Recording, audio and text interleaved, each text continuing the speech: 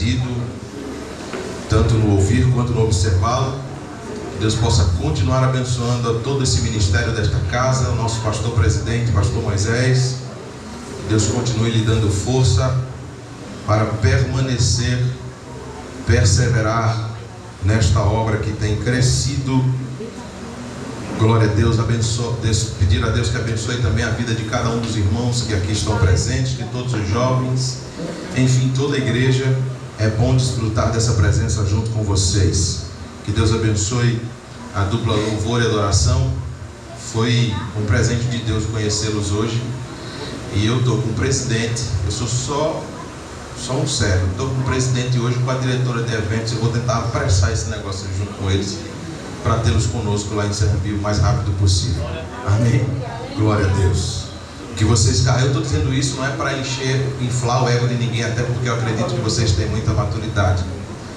Mas o que vocês carregam precisa ser honrado.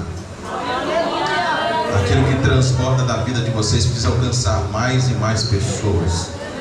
Glória a Deus. Que Deus possa continuar nos capacitando em nome de Jesus. Amém? 1 Samuel capítulo 3, nós iremos fazer a leitura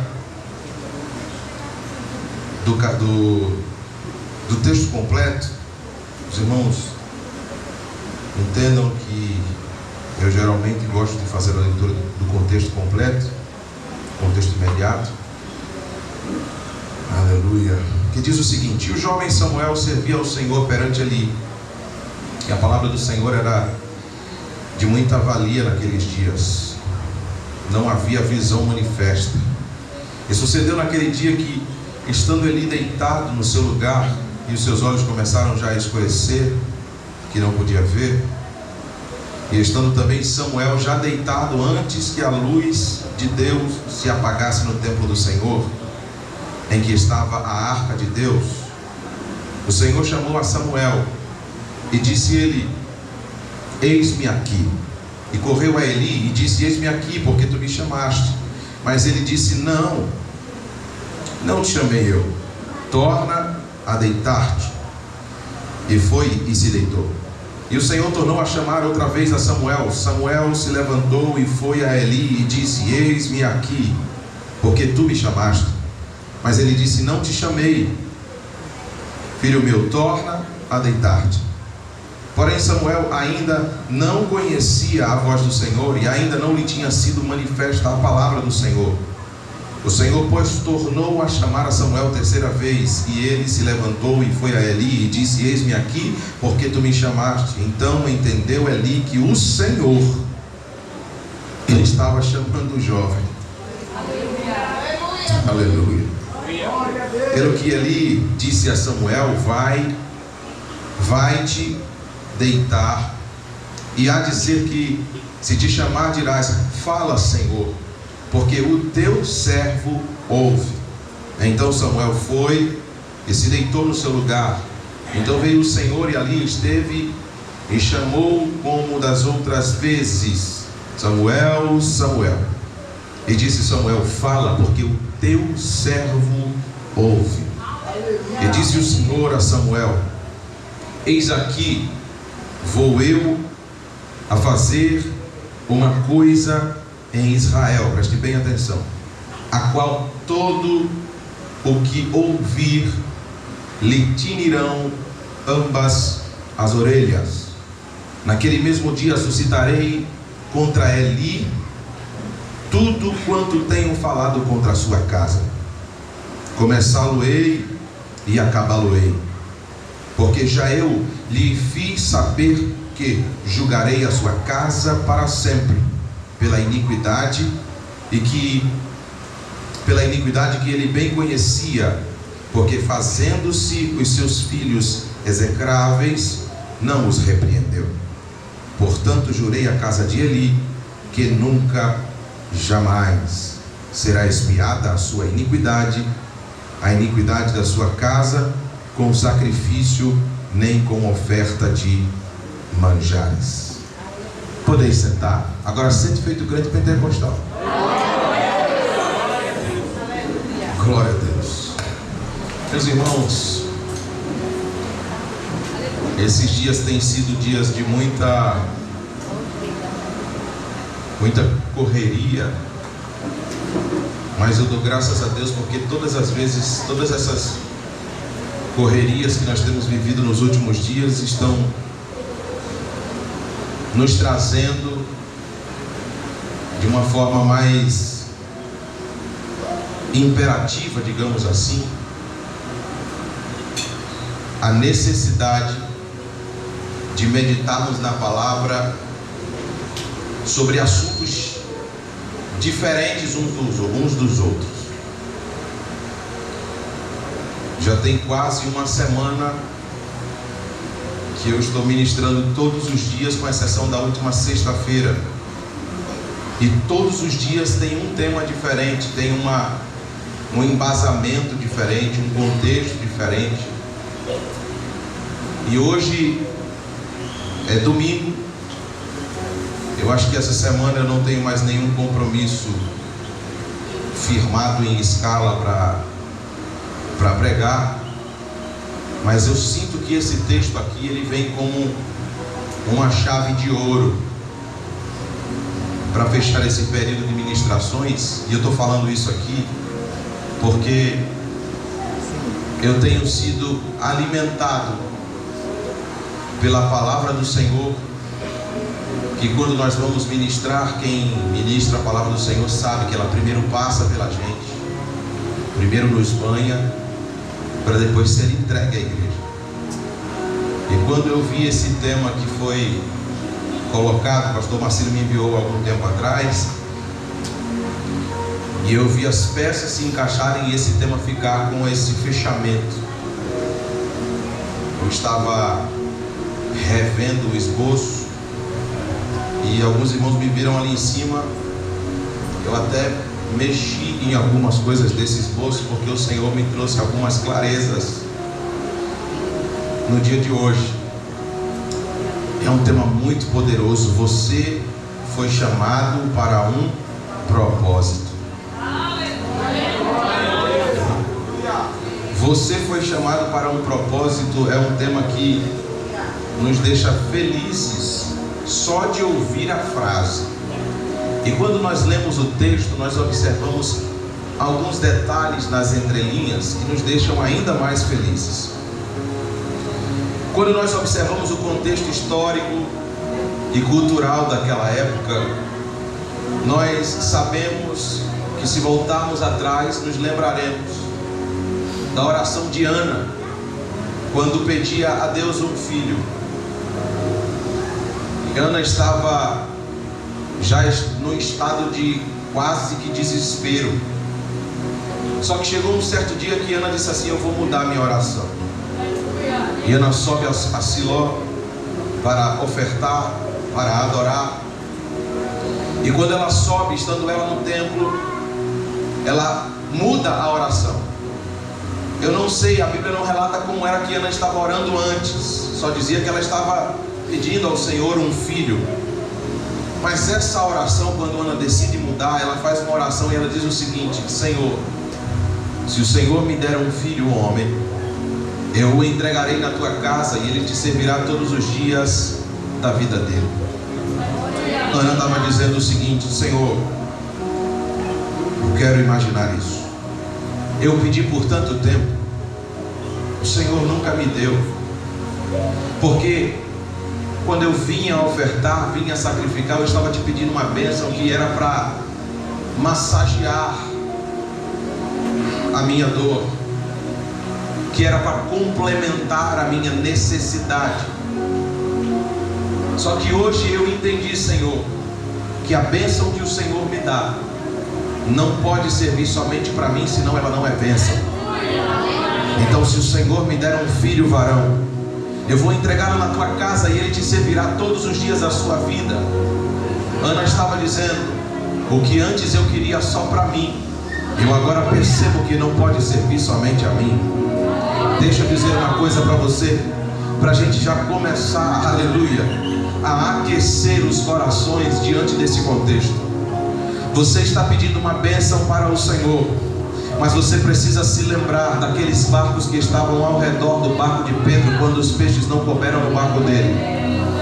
A bênção que você está pedindo ao Senhor não pode servir somente a você, mas quando você tiver a sensibilidade de entender que a bênção que você pede ao Senhor, ela também serve como propósito para abençoar a vida de alguém, você irá alcançar, aleluia, a bênção, e essa bênção irá atingir o propósito. O propósito é sempre a intenção do Senhor. O Senhor nosso Deus, o Senhor teu Deus, aquele a quem você dobra o seu joelho para pedir as bênçãos, não trabalha sem que haja um propósito. Todas as bênçãos que Ele te entregar, todos os lugares que Ele te fizer chegar, é para um propósito específico. E o que é propósito? É o objetivo, que muitas vezes nem é o seu. É por isso que a gente, quando fala sobre propósito, a gente ouve sempre, a gente prega sempre que o propósito é maior do que eu, é maior do que as minhas necessidades, é maior do que as minhas vontades, do que os meus planos, é maior do que o meu eu, do que a minha história. O propósito é maior do que você. Quer um exemplo disso? Um outro exemplo? José sonhou. E para muita gente o sonho de José e aquela história toda que ele viveu, que parecia que estava indo de mal a pior, foi colocado num poço. Aí o texto diz que Deus estava com José no poço. Foi vendido para a casa de Potifar. Aí o texto diz que Deus estava com ele. Quando ele foi tentado pela esposa de Potifar, aí Deus estava com ele. Ele foi para a prisão, mas na prisão Deus estava com ele. Aleluia, aleluia. E você começa a perceber que na linha do tempo sempre vai acontecer e aparecer no texto: Deus estava com José, Deus estava com José. Só que chega um dia que José estava preso, e dois servos do rei têm sonhos. Ele decifra os sonhos. Um deles, os sonhos acontecem do jeito que José interpretou. Um deles é entregue para morrer, o outro é restabelecido como copeiro do rei. E na hora que aquele homem está saindo da prisão, ele diz: ei, te lembra de mim quando chegar na frente do rei? E eu acho engraçado que muita gente diz assim: ah, demorou 2 anos para ele se lembrar de José. Não demorou não. Existe uma coisa que eu e você conhecemos, que é o tempo cronos. Para a gente 2 anos é muito tempo, para a gente tantos dias é muito tempo, mas existe o tempo kairos, que é o tempo oportuno. É o tempo de Deus. Quando acontece na minha e na tua vida, não demorou. É porque Deus já tinha estabelecido no céu que o tempo pelo qual o nome de José seria mencionado diante de Faraó era naquele dia. José é mencionado, mandaram buscar ele na prisão, fizeram a barba, trocaram de roupa, e José agora interpreta também o sonho do rei. E quando ele interpreta o sonho do rei, ele diz assim: vão haver 7 anos de fartura. E depois dos 7 anos de fartura, 7 anos de escassez. E é necessário, meu Senhor, que o Senhor nos 7 anos de fartura armazene tudo que puder, porque quando chegar as dificuldades e a escassez, muita gente vai estar na posição de morrer, de perecer, porque não haverão recursos nas terras. Aí eu acho engraçado que o texto vinha dizendo que Deus estava com José, e Deus estava com José. Aí agora o faraó, que não entendia nada de saber se Deus estava com alguém ou não, ele olha para José e diz assim: eu vejo que em você, como em nenhum outro homem desse reino, existe a presença dos deuses. Ele nem sabia o que estava dizendo, mas ele estava enxergando que Deus estava com José. Aí José agora é estabelecido como governador no Egito. E sendo governador no Egito, para muita gente encerra aí a história de triunfo de José. Mas nós não estamos aqui para contar histórias triunfalistas. Nós estamos aqui para contar histórias que levam em consideração o propósito de Deus através da vida de alguém que se dispõe. Ele é colocado como governador, e se você perguntar para muita gente por que foi que José teve que passar por tudo isso, algumas pessoas vão responder: José teve que passar porque todo mundo teria que ver que Deus ia o exaltar e lhe colocar na posição de governador. não foi para isso. O texto continua, e no versículo 45, se não me falha a memória, desse texto, o faraó olha para José e diz assim: eu vou mudar teu nome, te estabeleço como governador, e agora eu mudo teu nome para Zafenate Paneia. Há algumas discussões acerca do significado desse nome, e não se chegou ainda a um ponto pacífico acerca disso, mas muitos historiadores dizem que o significado do nome Zafenate Paneia quer dizer Salvador de Nações. Por quê? Porque José foi quem Deus usou, não somente para interpretar o sonho do rei, do faraó, mas José foi alguém que Deus usou para executar aquilo que pela palavra de conhecimento ele entregou para o faraó da parte de Deus.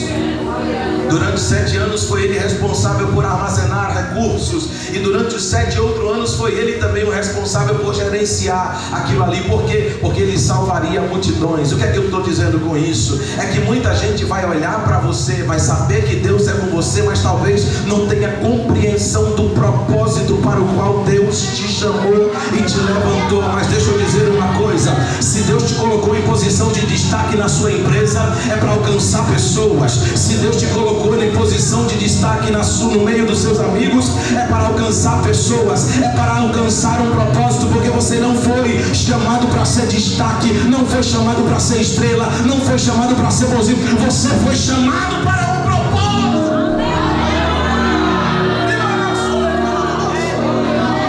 Você foi chamado para um propósito.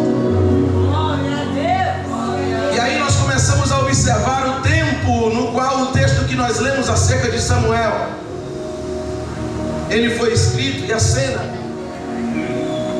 já foi muito bem explanado aqui ontem acerca de Siló, na terra de Efraim. Só que naquele lugar estava havendo algo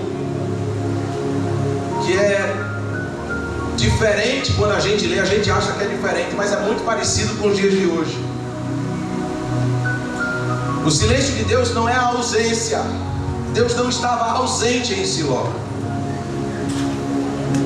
Deus não estava negligenciando, até porque não tinha a ver com o lugar, tinha a ver com o mover, com a manifestação.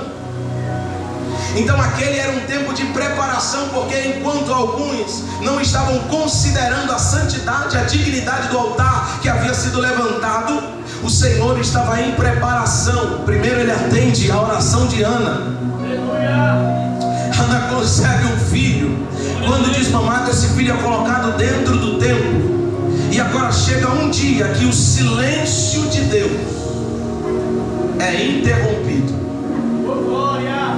O texto é claro quando diz que a palavra do Senhor era rara naqueles dias.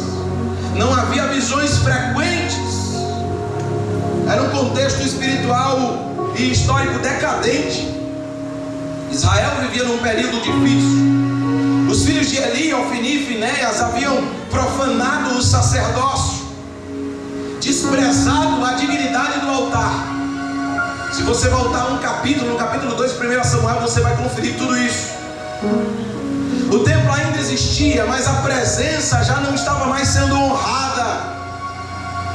E eles estavam vivendo um colapso espiritual escandaloso, causado pela família daqueles que deveriam ser os guardiões da santidade naquele tempo, os guardiões daquele altar. Nos dias de hoje, nós vemos muitas coisas parecidas acontecerem. E quando a gente abre para pesquisar e procurar o que era que estava sendo feito ali, a gente percebe que o sacerdote que deveria receber, segundo a lei que está em Levíticos capítulo 7, apenas uma parte específica da carne do sacrifício. Mas eles estavam mandando seus servos pegarem qualquer parte da carne. Estavam usando garfos de 3 dentes para tirar o que quiserem, o que queriam. Não estavam respeitando os desígnios de Deus. Estavam tomando a carne antes de Deus. Estavam corrompendo o povo e gerando desprezo no culto. Estavam cometendo imoralidade com as mulheres que serviam à porta do tabernáculo. Eles tinham perdido o temor. Mas enquanto o sistema falhava, antes que a luz do templo se apagasse, Deus estava falando com um menino do qual ele conhecia o coração. Eu acho engraçado que o texto diz que depois de ser incomodado 3 vezes por Samuel, ele percebeu que era a voz de Deus, mas ele não a ouviu. Deixa eu dizer uma coisa para você. Eu estou num congresso de jovens que estão declarando que você foi chamado para um propósito. E isso é muito forte, porque Deus quer falar com você antes que a luz do templo se apague. Deus quer chamar pelo teu nome, não quer chamar pelo nome de outras pessoas que não consideraram a dignidade do altar. Ah, Senhor, mas eu sou só um menino, eu sou só um jovem, é muita responsabilidade. Mas se você tiver sensibilidade para ouvir a voz, Deus está te chamando para um propósito. Deus está te chamando para um propósito. Aleluia. Quando uma geração perde o temor, Deus levanta jovens que têm sensibilidade e compreensão do propósito. Pastor, e que propósito é esse? O propósito já existia antes de você. Então nós precisamos saber. Se nós não soubermos, nós precisamos procurar entender até encontrar no qual propósito nós fomos incluídos. Nós não fomos criados, não fomos formados, concebidos para vivermos neutros em momento nenhum. Não, Deus te criou para um propósito, te chamou para um propósito. Ele te estabeleceu para algo específico e você precisa procurar, entender e executar, porque muitos são chamados, até ouvem, mas não atendem o chamado do Senhor. Mas nessa noite eu estou diante de uma geração eleita.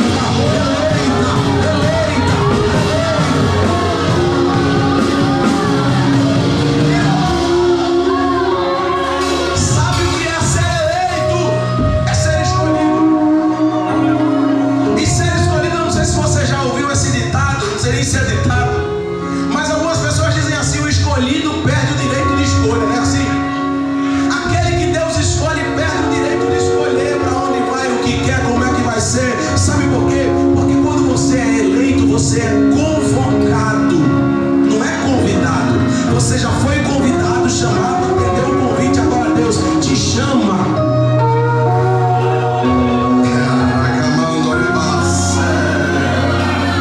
E quando Ele te convoca, quando Ele te convida, você diz: eis-me aqui, Senhor. Mas quando Ele te convoca, você firma os pés no chão, se posiciona. Me diga, Senhor, para onde é que eu vou, o que é que eu tenho que fazer, como é que eu tenho que te servir. Ah, eu só sei fazer isso. Não, para com isso. O Espírito Santo te capacita. Deus quer sinceridade de você. Se posicione, se posicione, se posicione para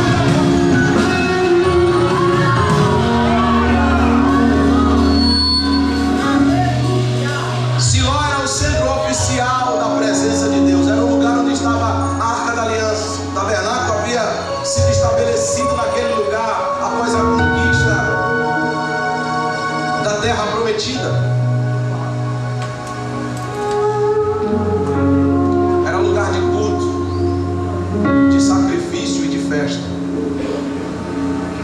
Se fosse nos dias de hoje, teria sido estabelecido para um momento como esse. Lugar de culto, quem veio prestar culto ao Senhor. Lugar de sacrifício, quem sacrificou para estar aqui hoje. Lugar de festa, quem está festejando e celebrando aqui hoje. E não é sobre o lugar, mas hoje nós estamos vivendo, principalmente quando se referem aos jovens da igreja. Dizem que são jovens que é uma geração fria, uma geração que perdeu o temor. E eu não sei aonde é que se encontra esses jovens, porque tudo bem que a gente vê um ou outro que está meio descompromissado, mas do jeito que falam, generalizando a minha geração, a geração de jovens que eu conheço. Só que de fato o mundo tem tentado atingir a fé daqueles que estão posicionados. Porque existe um grupo de pessoas que vencerá, está lá em Apocalipse capítulo 17, versículo 14. Vencerão junto com o Cordeiro. Que grupo de pessoas é esse? Chamados, eleitos e fiéis. Não são três grupos, é um grupo de pessoas que foi chamado e ouviu o chamado, foi eleito e se posicionou na convocação, e é fiel porque permaneceu fiel independente de qualquer luta, de qualquer perseguição. Se for necessário chorar, ainda que, né? Não canta assim. Se for para chorar servindo ao Senhor, Ele está disposto a chorar. Se for para morrer, está disposto a morrer. Esses são os chamados, eleitos e fiéis, vencedores, já está decretado. Mas existe uma geração que de fato perdeu o temor. E assim como os filhos de Eli se acostumaram, se familiarizaram com aquilo que é santo, que é sagrado, e hoje sobem no altar, mas sobem sem temor. Até canta, mas negocia o que está cantando. Até prega, mas não vive o que está pregando. Até ora, mas tem flertado com o sistema de Babilônia. Deixa eu dizer uma coisa para vocês: não se deixem ser incluídos entre os filhos de Eli. Nem estejam como eles e nem deixe que ninguém diga que você é igual a eles. Porque enquanto os filhos de Eli estão profanando o altar e desprezando a santidade daquilo que Deus estabeleceu para ser santo, existe uma geração que está dentro do templo, preparando para dormir. Aleluia! E que ao deitar está ouvindo a voz do Senhor dizendo: Samuel, Samuel.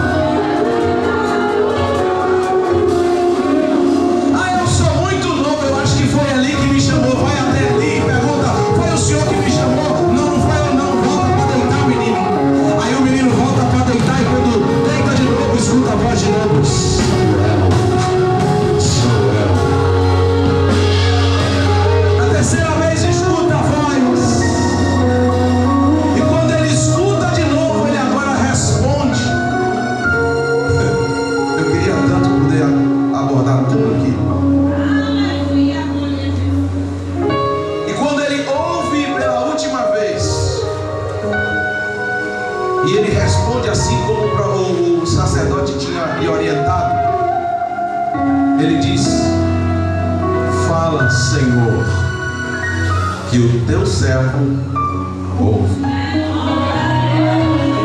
Lá no finalzinho desse esboço tem algo muito profético com relação a essa resposta. E se não der tempo, eu vou adiantar essa parte para a gente ver.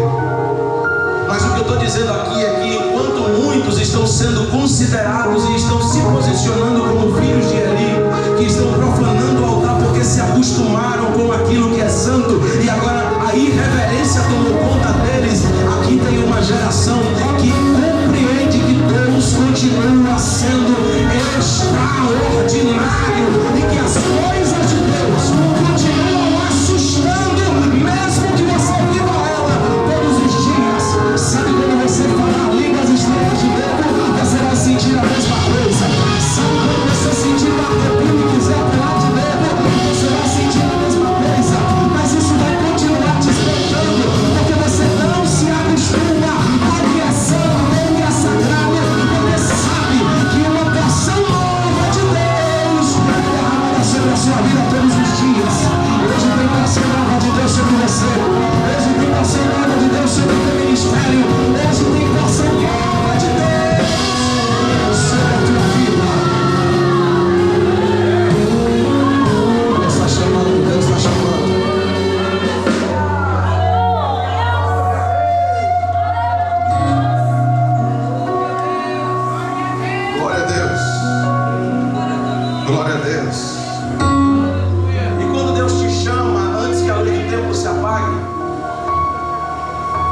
até ser que ao seu redor tenha gente que diga: ah, mas é um menino.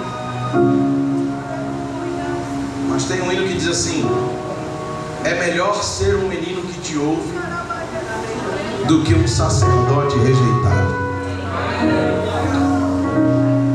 Deus quer te usar para restabelecer a dignidade do altar.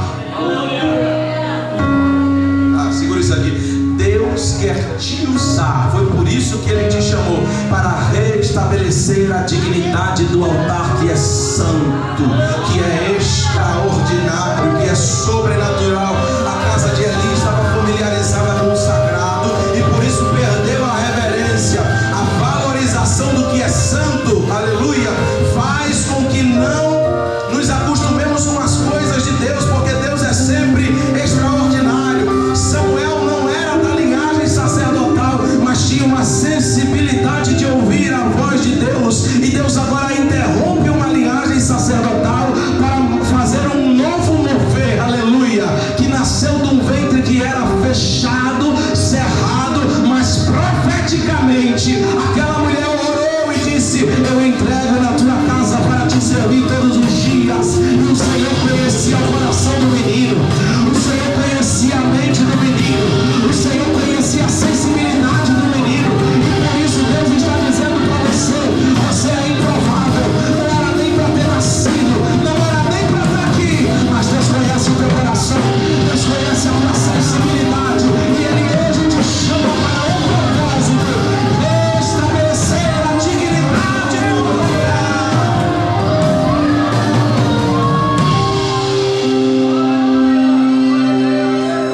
E o que é restabelecer a dignidade do altar?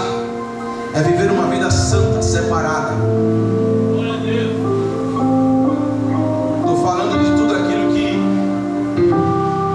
que Deus pode ver, não estou falando do que o homem pode ver, porque tem muita gente achando que viver uma vida separada é viver uma vida como Ofni e Finéias viviam. E até certo ponto ninguém via, ninguém sabia, mas eles continuavam tendo acesso ao altar. Eu não estou falando do que as pessoas podem ver, eu estou falando do que Deus pode ver. E Deus precisa ver em você uma vida santa, separada, um altar digno, erguido no seu coração. Deus não chama ninguém por causa do nome. Escute isso aqui. Não importa o nome que colocaram em você, não importa do que estão te chamando, porque Deus não chama ninguém por causa do nome, mas Ele chama pelo nome quem tem o coração alinhado ao propósito.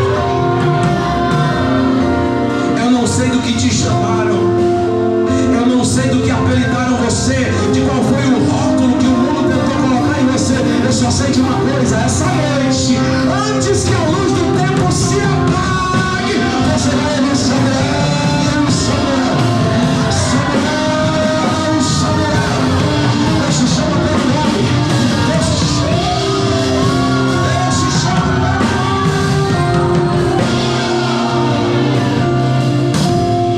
Saiba que o propósito nasce da sensibilidade espiritual e não da familiaridade com o altar. Talvez a sua preocupação seja porque você não sabe cantar, não sabe pregar. Talvez ache que não está pronto para ser obreiro, mas se o seu coração estiver sensível espiritualmente, o mesmo que te chama envia o Espírito Santo que te capacita, e logo você vai estar sendo, aleluia, aleluia, sendo alguém de quem o Senhor se serve.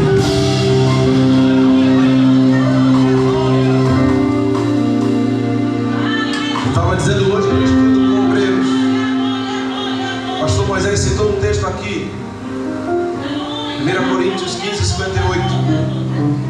Sede firmes e constantes, sempre abundantes na obra do Senhor, sabendo que o vosso trabalho não é vão no Senhor. Sabe o que é ser abundante? Também é ter sensibilidade espiritual. Porque ser abundante na obra do Senhor é você entender que Deus te chamou para o propósito, certo? E quando você entende que Deus te chamou para o propósito, você tem sensibilidade no coração, o seu coração está aberto para fazer o que tem que ser feito pelo reino.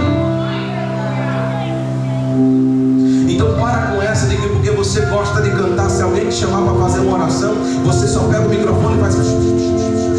Aprende a orar. Para com essa de que só porque você só sabe pregar, você gosta de pregar, alguém te chama para cantar, é necessário que você cante. Eu não sei no dia que alguém vai te chamar, mas talvez teu vizinho diga assim: olha, eu estou com enfermidade aqui, eu queria tanto ouvir um louvor para ver se alivia essa dor. E você diz assim: eu só sei pregar. Pega no joelho do vizinho que está doente assim: ai, Espírito Santo, diz: ei, para, vai cantar. Sei não, está desentoado, mas o Senhor usa quem Ele quer. E da próxima vez que for chamado de novo, espero que você esteja fazendo aula de canto, porque Deus quer te usar. Deus quer se servir de você. Servir a Deus não é entregar para Ele só o que é conveniente, é deixar Ele se servir do que Ele precisar de você. Você levanta a banda, você levanta a banda, você coloca a hora, você recebe a hora, você está se levantando no meio dessa geração e Deus estabeleceu o louvor da santidade.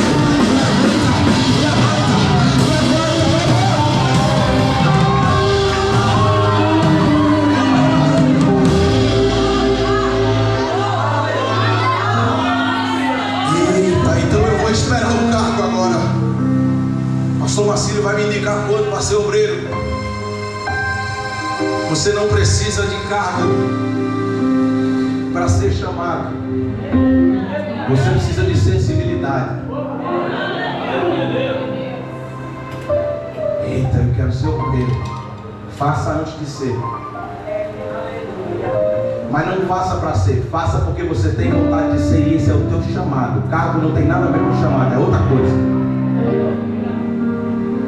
Deus quer te usar para restabelecer a dignidade do altar, não esqueça nunca disso. Samuel não foi levantado para manter Siló como estava.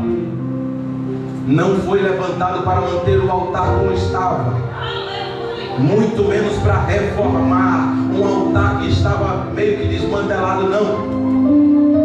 Ele foi chamado para preparar Israel para um novo tempo vindo da parte do Senhor. O Senhor não te chamou para consertar uma geração que não está nem aí para Ele. O Senhor te chamou para estabelecer um novo tempo de Deus nos lugares onde você pisar. Lá no seu trabalho tem um novo tempo de Deus preparado. Ele está chamando você.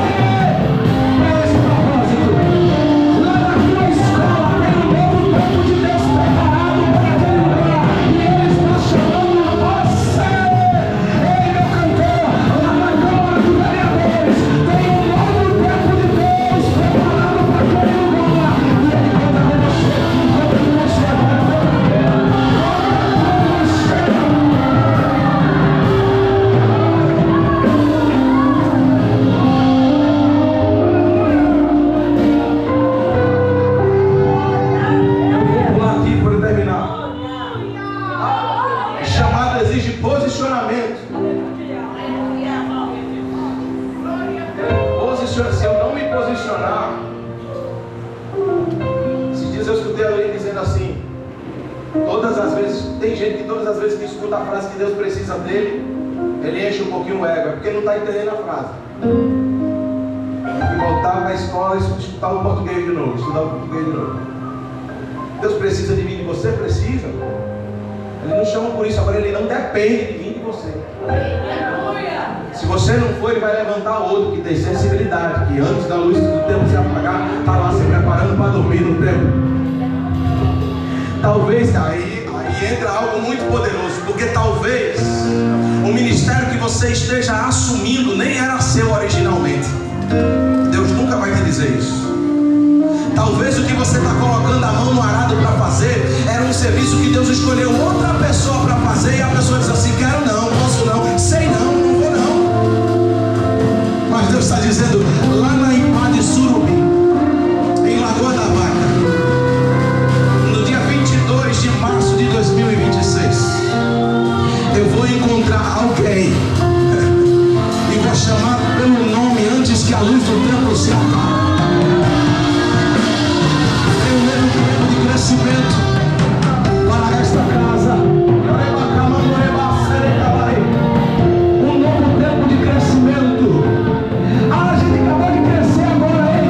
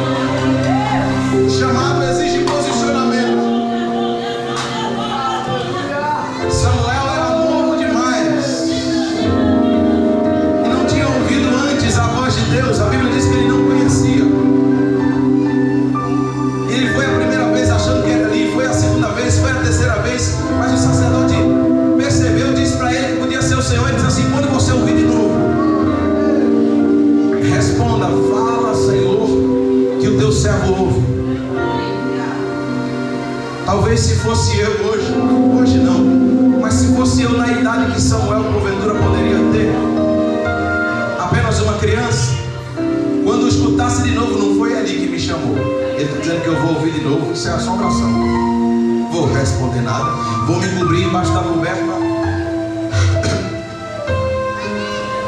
Mas ele se posicionou. Eita Jesus. Como foi que ele se posicionou? Respondendo assim como o sacerdote tinha lhe dito: fala, Senhor, que o teu servo ouve. Escute, fala, disponibilidade. Ele estava disponível para ouvir. Senhor, reconhecimento da autoridade de quem falava. Que o teu servo, identidade, ouve, sensibilidade.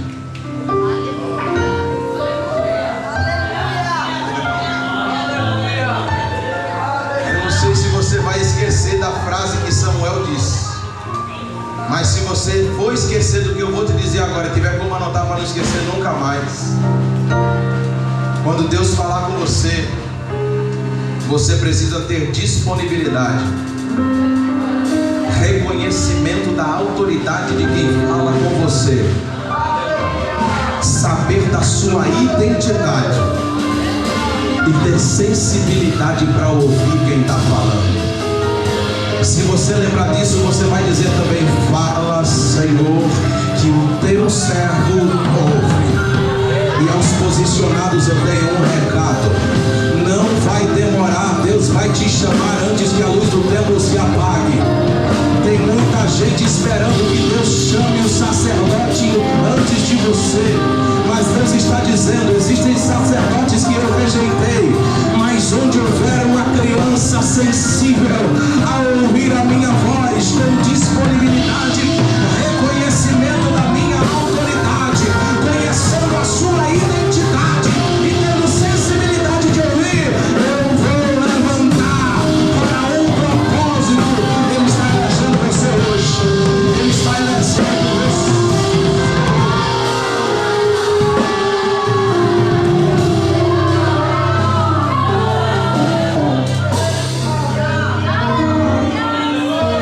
Eu não sei como têm sido as tuas orações.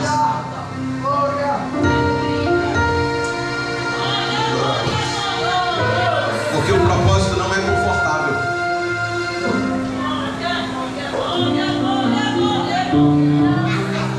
Lembra de José, o lugar do governador podia até ser confortável, tinha suas regalias, mas o propósito não era confortável. Tem lugar que Deus vai colocar você que muita gente vai olhar, ela está na boa, do jeito que está, tá bom demais, mas não sabe o sacrifício que você tem feito e as lutas que você tem enfrentado para executar o propósito pelo qual Deus te levantou. O propósito não é confortável.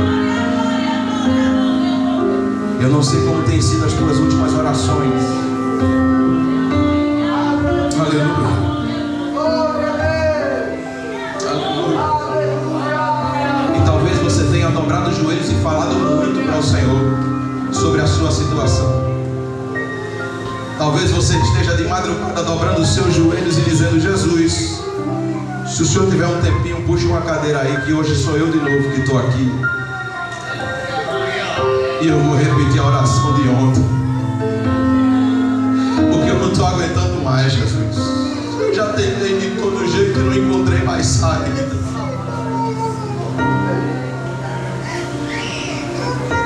Se eu parar no meio da oração, o Senhor me entenda, faça a leitura das minhas lágrimas, porque não tem sido fácil, Jesus, nos últimos dias. Eu não sei como tem sido as tuas últimas orações, mas Deus hoje te faz um convite. Mesmo sofrendo, mesmo doendo, esteja posicionado, porque os posicionados chega um dia que eles param de falar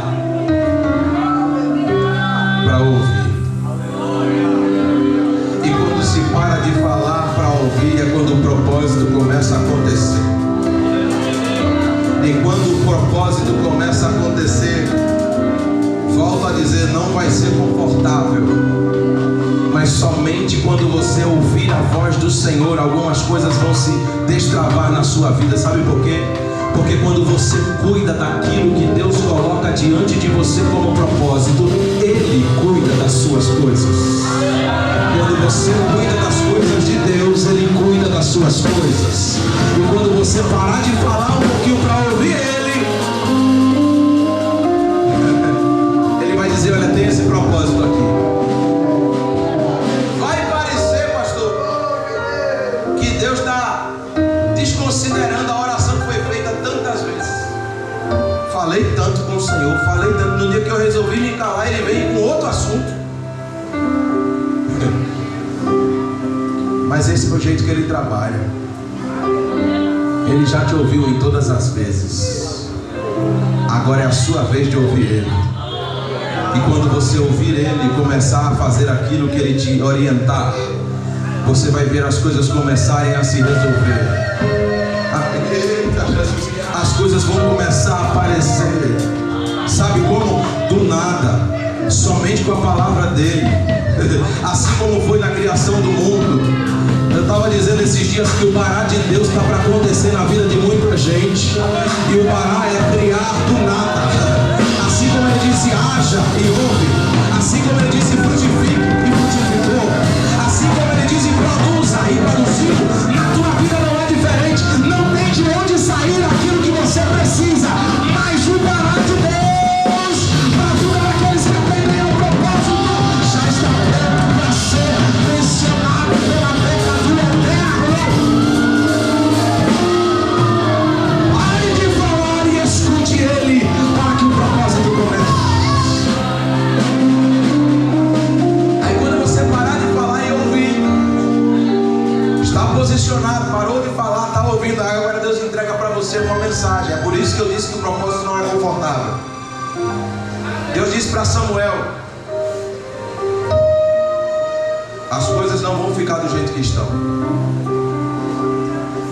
Eu vou castigar. Eu vou entrar com juízo sobre a casa de Eli. E não vai ter expiação nem sacrifício de manjares que possa invalidar o que eu vou fazer, porque eu vou começar e eu vou terminar. Agora você imagina uma criança pronta para dormir escutando um negócio desse. No outro dia ele chega perto de Samuel. Ele estava meio sem saber o que fazer com aquilo que Deus tinha para ele, tinha dito para ele. E ele disse para Samuel: foi o que Deus disse para você. Eu imagino ele olhando para Samuel atrás, olhando assim de cima para baixo. Diga a mim o que foi que ele disse a você. E Samuel do outro lado.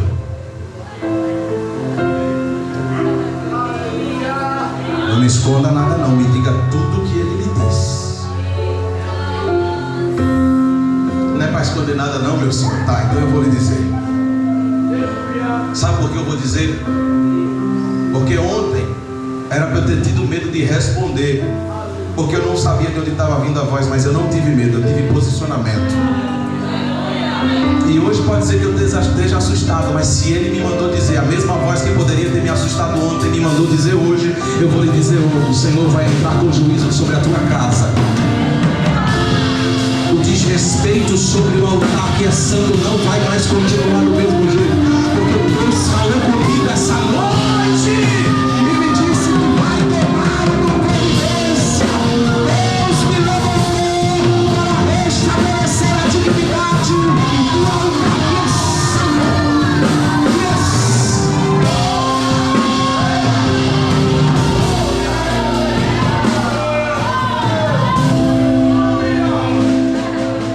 E é, pastor, o chamado é assim, eu pensei que o chamado era para cantar feito louvor e adoração. Eu pensei que quando eu chegasse na igreja, a graça que ia descer quando eu cantasse ia ser igual à graça que desce quando eles cantam. Você sabe o preço que eles pagam para estar aqui? Porque cantar igual, ter a graça igual todo mundo quer, mas o preço que é pago ninguém quer dividir. Esteja posicionado, porque o lugar que eles estão, Jesus. O lugar que eles estão não é para serem exaltados. O lugar que eles estão é para trazer a sensibilidade da presença do Senhor na adoração nessa casa. Mas isso custa. E não custa um pouquinho, não custa mais ou menos, nem custa muito. Se eu estiver mentindo, me repreendam. Custa tudo, é ou não é? O chamado não custa algumas coisas, o chamado custa tudo. Mas se você se posicionar, mesmo custando tudo, você vai ver todos os dias a provisão de Deus sobre a tua casa. Mesmo custando tudo, você vai ver todos os dias, aleluia, o amor de Deus se manifestar no seu coração. Mesmo custando tudo, você vai ver todos os dias aquele dia que poderia faltar alegria, porque eu perdi algo, porque uma porta se fechou, porque eu perdi alguém. O Senhor está dizendo: custa tudo, mas eu sustento. Custa tudo.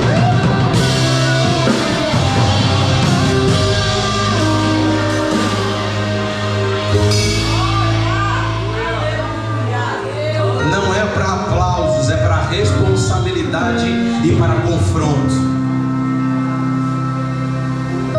Quem quer só promessa não vai suportar o propósito. E por fim, eu quero convidar você a ser ativado nessas promessas.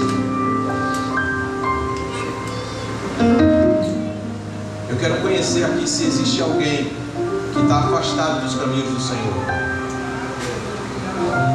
Se tiver alguém, levante sua mão que eu quero só conhecer você. Tem uma pessoa, tem mais alguém? Eu acho que tem mais, tem? Tem mais alguém? 2 pessoas, eu sabia que tinha. Deixa eu dizer uma coisa para vocês. Fora as 2 pessoas que estão afastadas, tem alguém que nunca foi evangélico? Alguém que nunca foi?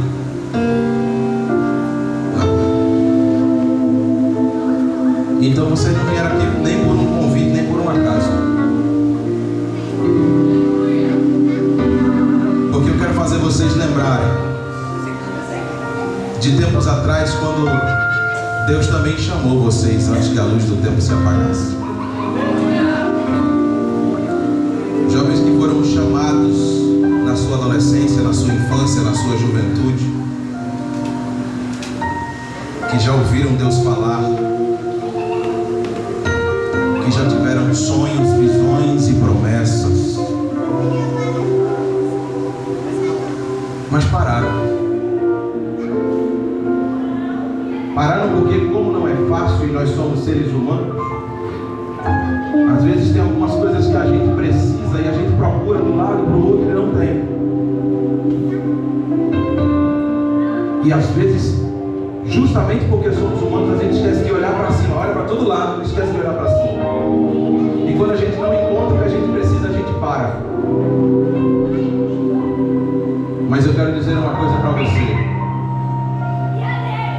Deus não esqueceu do dia em que Ele falou e chamou vocês pelo nome, antes que a luz do templo se apagasse. Ele não esqueceu. O texto que nós lemos no versículo 19 vai dizer que Samuel crescia e o Senhor era com ele, e nenhuma das suas palavras caiu por terra. O que eu estou dizendo para você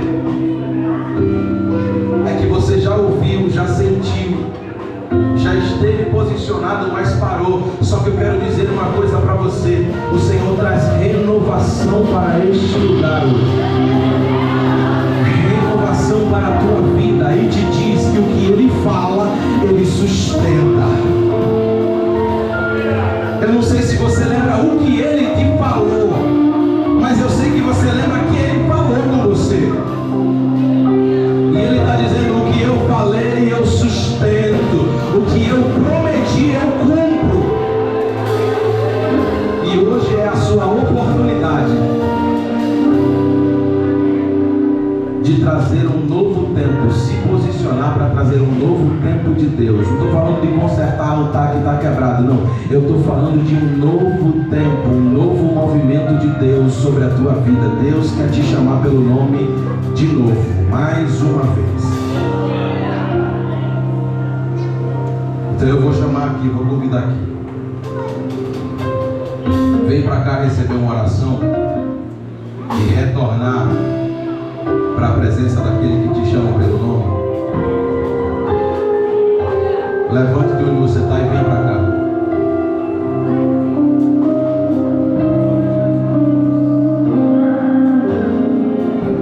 Vem para cá, eu quero orar por você. Ele não